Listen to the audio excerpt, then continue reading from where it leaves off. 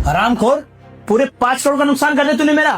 तुझे पता भी है पैसे कैसे कमाए जाते हैं? बड़े भैया, आपकी हिम्मत कैसे हुई मेरे पति पर हाथ उठाने की? ये बात आप प्यार से भी बोल सकते थे ना। आप घर के बड़े हो, इसका मतलब ये नहीं कि आप कुछ भी करोगे, किसी को भी थप्पड़ मारोगे। अंजलि चुप करो, तुम पागल हो गई हो क्या? बड़े भैया से ऐसे बात करते हैं? बड़े भैया, इसका मतलब ये नहीं कि कुछ भी करेंगे। वो गलती हुई है आपसे, माना मैंने। ये बात वो प्यार से भी समझा सकते थे आपको, लेकिन नहीं। अगर ये प्यार से समझाएंगे तो अपना बड़प्पन कैसे दिखाएंगे, कैसे जताएंगे कि इस घर का बड़ा हूँ मैं, और जो मेरे मन में आएगा मैं वो करूँगा। और तुमको पता है, अभी तुम्हारे भैया ने 4 दीवारी के अंदर थप्पड़ मारा है। अगर कोई घर में आके बैठ गया और उसके सामने तुम्हारे भैया ने तुमको थप्पड़ मार दिया, उसके सामने 2 कौड़ी की इज्जत रह जाएगी तुम्हारी। चुप करो तुम, वो मेरे बड़े भैया हैं। वो बंद कमरे में चाटा मारे या सरेआम? और तुम्हें पता है पूरे 5 करोड़ का नुकसान किया है अपने भैया का, और वो 5 करोड़ के लिए ये थप्पड़ छोटी सी बात है। हाँ, तो पैसों का ही तो नुकसान हुआ है, गलती इंसान से तो होती है। मैं बस ये कह रही थी कि ये बात बड़े भैया तुमसे प्यार से भी बोल सकते थे, वो तुमको बैठा के समझा सकते थे, लेकिन नहीं, उनको तो बस तुम्हें थप्पड़ मारना था। देखो अंजलि, तमीज से बात करो। तुम बड़े हैं इस घर में हम, और तुम सबसे छोटी। तुम्हें इस तरीके से बात करने का कोई हक नहीं है। अगर इन्होंने देवर जी पर हाथ उठाया तो जरूर कोई ना कोई बड़ी बात तो रही होगी ना। तुम इस तरीके से उनसे बात नहीं कर सकती हो। अरे वाह भाभी, जब मैं बड़े भैया के बारे में कुछ भी बोल रही हूँ आपको बहुत बुरा लग रहा है। जब बड़े भैया ने मेरे पति के ऊपर हाथ उठाया, जब आपने नहीं सोचा, मुझे कैसा लगा होगा?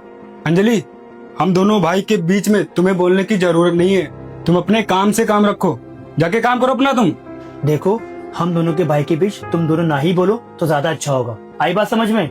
देखो अंजलि, ये दोनों भाई हैं। हम तो अभी शादी करके आए हैं, हमें नहीं पता इन दोनों के बीच में कैसा रिश्ता है। इन दोनों को एक दूसरे पर पूरा हक है, चाहे ये मारे, चाहे पीटे, चाहे कुछ भी करे।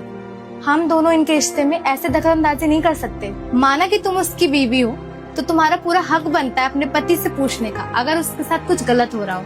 लेकिन तुम्हारे पति होने से पहले वो इस घर के बेटे हैं और इनके भाई हैं। लेकिन ये भी तो इनसे पूछेंगे ना, इनका पूरा हक है पूछने का, सवाल जवाब तो करेंगे ना।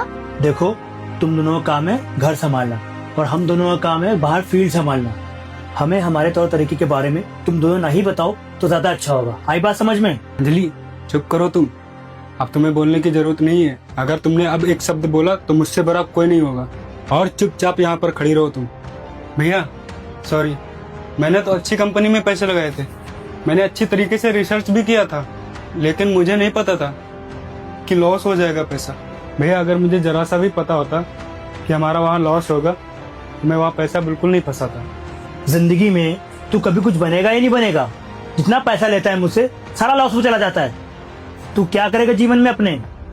तेरे पास जो भी आज कुछ है सब मेरी वजह से है, और तूने अपने दम पे कुछ किया है और तू करेगा भी नहीं। मुझे कोई उम्मीद भी नहीं तुझसे। बस करवा ली अपनी बेइज्जती। इसी दिन के लिए मैंने तुमसे शादी की थी।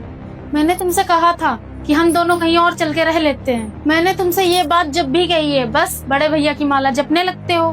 बड़े भैया ऐसे हैं, बड़ी भाभी वैसी हैं, बड़े भैया ये हैं वो हैं, ऐसे हैं तुम्हारे बड़े भैया भाभी।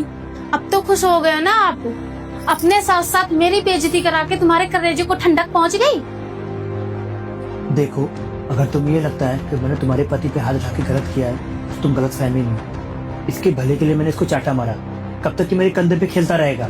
मैं ये चाहता हूँ कि ये अपने पैरों पे खड़ा हो जाए, ताकि इसको कोई ये ना बोले कि तालिब रज़ा का भाई रोहित उसके टुकड़ों पे पलता है। और मैं ये चाहता हूँ कि इसकी खुद की कंपनी हो, खुद का काम हो, खुद का कारोबार हो, और खुद का राजा बने ये।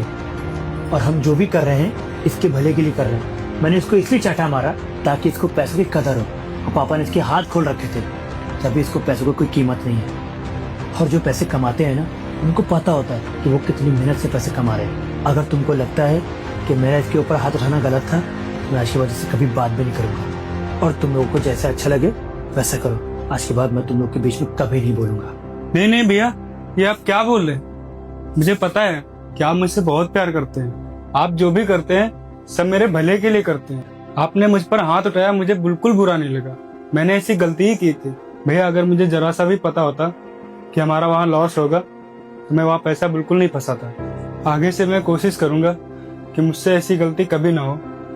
और भैया मुझे माफ कर दीजिए। चलो सिमरन। बड़े भैया, प्लीज मुझे माफ कर दीजिए, मुझसे बहुत बड़ी गलती हो गई है। मैंने भी न जाने आपको कितना उल्टा सीधा बोल दिया। मेरा तो कोई राइट भी नहीं बनता था।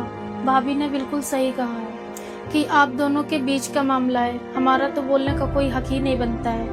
और अगर जब बच्चे गलती करते हैं, इन्हें सुधारने के लिए ऐसे कदम उठाने पड़ते हैं। मैं आपसे वादा करती हूँ कि मैं आपसे कभी भी बदतमीजी नहीं करूँगी, और भाभी मैं आपसे भी कभी भी बदतमीजी से बात नहीं करूँगी।